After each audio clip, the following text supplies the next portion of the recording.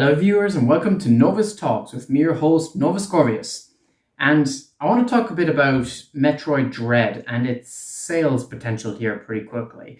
I know I haven't done a lot of videos on Metroid since it was announced, which is surprising, simply because I personally felt like I would be repeating a lot of the same things other YouTubers would be saying.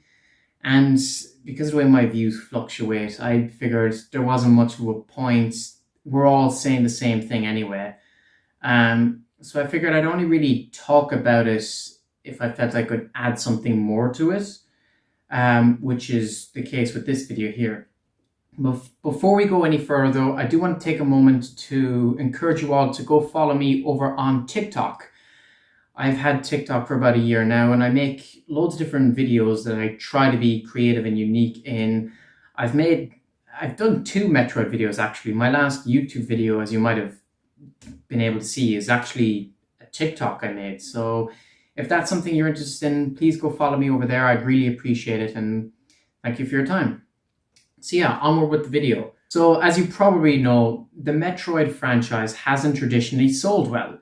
The curse of Metroid, as it's been known, because for some reason, every single Metroid game that has come out has reviewed highly, critical acclaim all around, but they've always sold really badly. For some reason, the original Metroid didn't sell in Japan. It failed pretty hard, and when it came to the West, it only sold about 1 million or so. Not bad. For an original game in the 80s, that's not bad. So you could say the original Metroid did fairly okay. Metroid 2 Return of Samus was a Game Boy game, and it was a bit limited compared to other Game Boy games, such as Link's Awakening, for example. So I guess something about it there limited the sales of that. I don't know the exact numbers on that, but I can imagine it being near 1 million. And as you know, Super Metroid came out at the end of the SNES's life cycle. It sold, I think, 1.5 million, something like that. Fusion came out on the same day as Metroid Prime, so most people didn't care about it, even though it's generally perceived as a really great game. Metroid Prime did do really well, considering it came out on a failed system. It sold nearly 2 million units.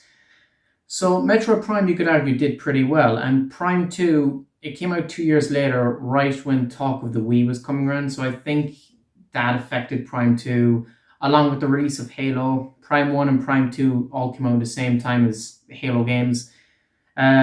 Zero Mission probably got overshadowed by Prime 2. Hunters on the DS, for some reason, I don't know what happened there. There really is no explanation for why that didn't sell. It was on a highly successful platform that everyone had. It came out at the start. It was even bundled with the system. So I'm not really sure what happened there. And Pinball, you can understand it's a pinball game. Other M came out at the end of the Wii's life cycle. Prime 3 came out at a time where the first 2 games were on a previous console. Most people didn't want to jump into a third, etc. So really the series has only peaked with the original Metroid, Super, and Prime. Since then, sales have been less than 1 million. Federation Force only sold, I think, like 400,000 copies or something. And Samus Returns was like 720,000. So those 2 didn't even reach 1 million.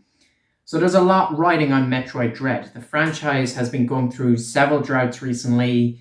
It is now 35 years old, 14 games later, and they still haven't been able to break past 2 million sales.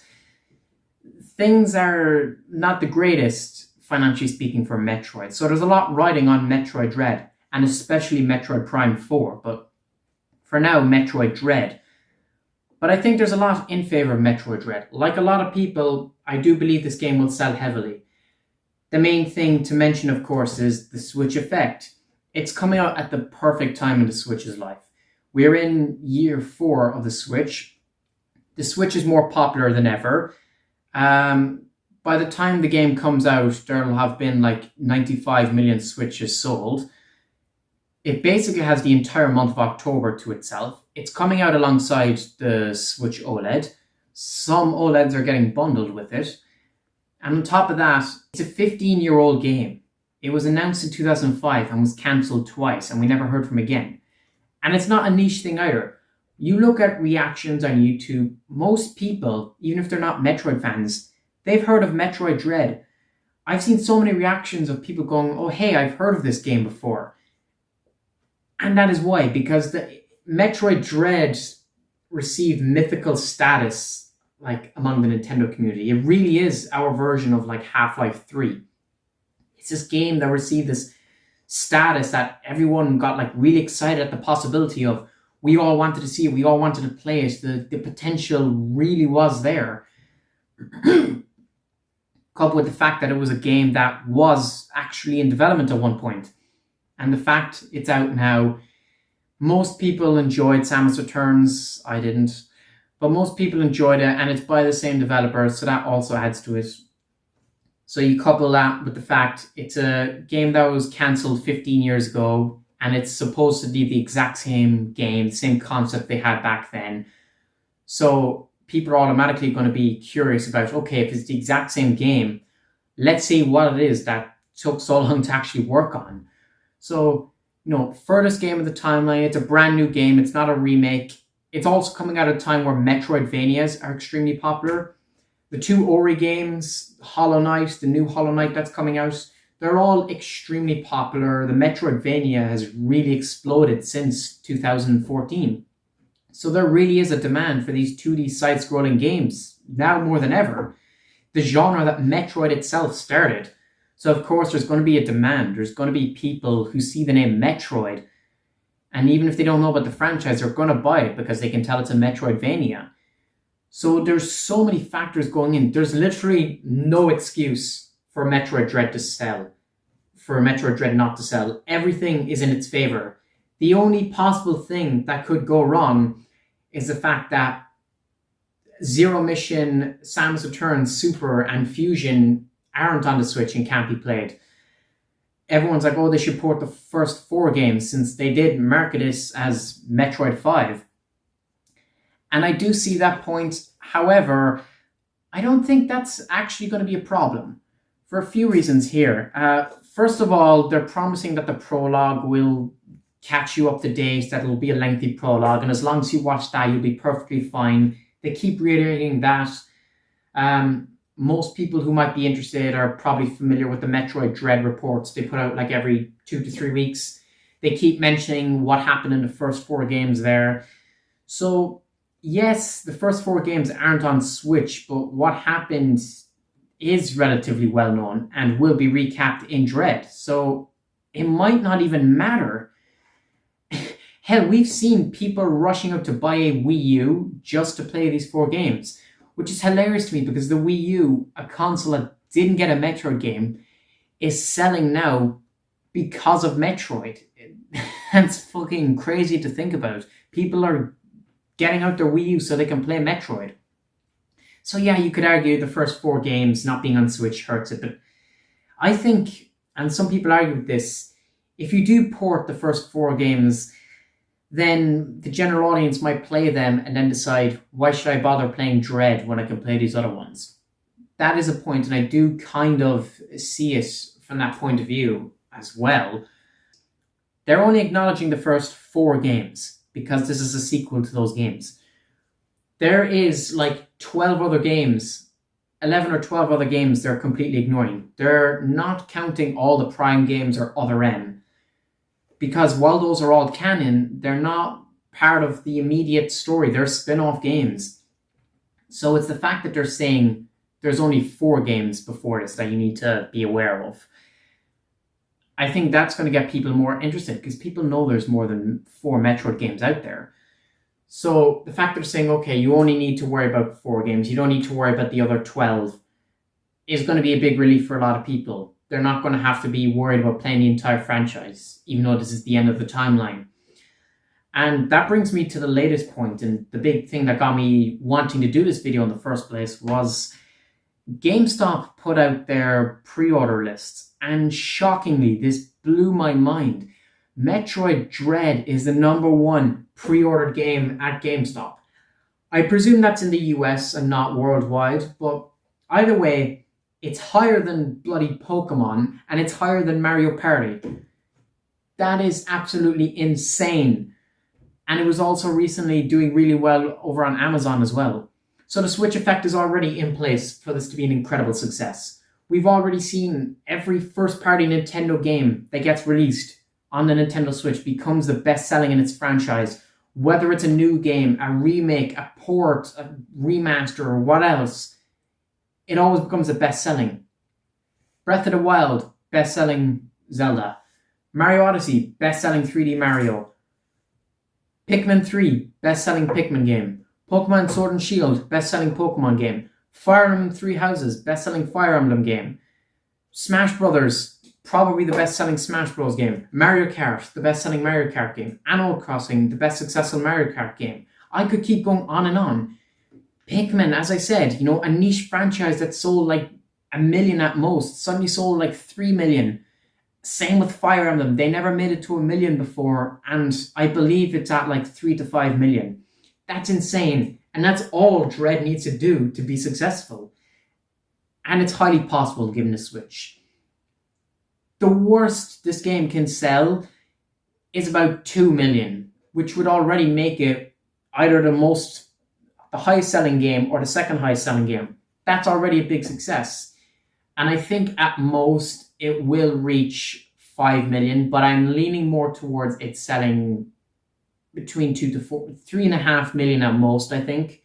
But it could do 5. I don't think it'll go higher than 5. I hope so, but I don't think so. So it just needs to sell between 2 to 5 million to be an incredible major success, to be the best-selling game in the franchise. Like, everything is in the favor. There's nothing that could go wrong at this point. It would shock me if something does go wrong and if Metroid Dread doesn't sell well. Everything is in place, and this really is the ride or die for the franchise. They've been working on this game for 15 years. They've rebooted it twice. If Metroid Dread doesn't sell well now, it's the end of the franchise. They won't make 2D Metroid for another long time. And if Metroid Prime 4 doesn't sell, God help us, then the franchise is completely gone. You may as well count it as gone. And I know sometimes people over-exaggerate by saying the Metroid franchise, it's near death, even though it's one of their most well-known and iconic franchises. But in this case, I think so. We get games like every 5 to 6 years now. If all goes well at this point, we could be getting Metroid Dread this year, Metroid Prime Trilogy next year, and Metroid Prime 4 in 2023. Metroid 6 could come out in 2024 or 2025. Metroid Prime 5 might come on the next console, like the launch title, There's so many Metroid releases that seem like they could be packed together going forward. At the very least, the next 2 years, we're going to have Metroid games. So these next 2 to 3 years are going to be the best years of the franchise. And if Dread and Prime 4 don't sell well, then it's game over. Especially Prime 4. They've spent twice their budget on it. They're screwed if that fails. It's goodbye. So we really need to hope right now. I am extremely anxious. As much as I'm over the moon excited, this is the most excited I've ever been, I'm also incredibly nervous. It's Metroid's time to shine on the Nintendo Switch. And my mind will not be at ease until I see that it's selling at least 2 to 3 million. If it's not doing that well, then we're in trouble. We really are. But I think it will. Loads of people are talking about Metroid. Fans are crawling out of the woodworks left, right, and center. So many new fans are seeing this and are intrigued by it, especially when they hear it's a cancelled game that came back. It's like Nintendo's most famous cancelled game. Everything is on the line for Metroid Dread to sell well. And right now it's a waiting game. There's not much else to say about it other than that. Top of the charts at GameStop. Top of the charts at Amazon. Let's just wait and see. Pray for a truce, peace, and space. The ball is in the consumer's court at this point. Please buy Metroid Dread. If you were ever remotely interested in the Metroid franchise, if this has been something you've been wanting to get into but have been unsure, you can start with Metroid Dread. It is the end of the timeline, but the Prime games and Other M are spin-offs. The main franchise consists of Metroid 1, 2, Super and Fusion and Dread. You only need to play those first four. You don't even need to. If you just play Dread and watch the opening prologue, you'll be fine. So you can start with this. So that's my plea with you at the end of this video here is give Metroid Dread a shot. If you've never tried Metroid, or even if you have and you're on the fence, give it a shot. This franchise really needs its all right now, and a lot's riding on it. I'm really excited, but I'm incredibly nervous as well. My brain is a clusterfuck when it comes to this. But yeah, let me know your thoughts and opinions down in the comment section below. What do you think of this situation? Do you think Metroid Dread will become the best-selling Metroid game? How much do you think it'll sell? Will it sell 3 million, 5 million? Will it even reach those numbers? Are you like RGT85? Do you think it's not going to sell well? Do you think something's going to pull it back? The lack of the first 4 games, is that a problem? I want to hear everything you have to say down in the comment section below. And yeah, with that all said, thank you all for watching and please subscribe. Novus Corvius out.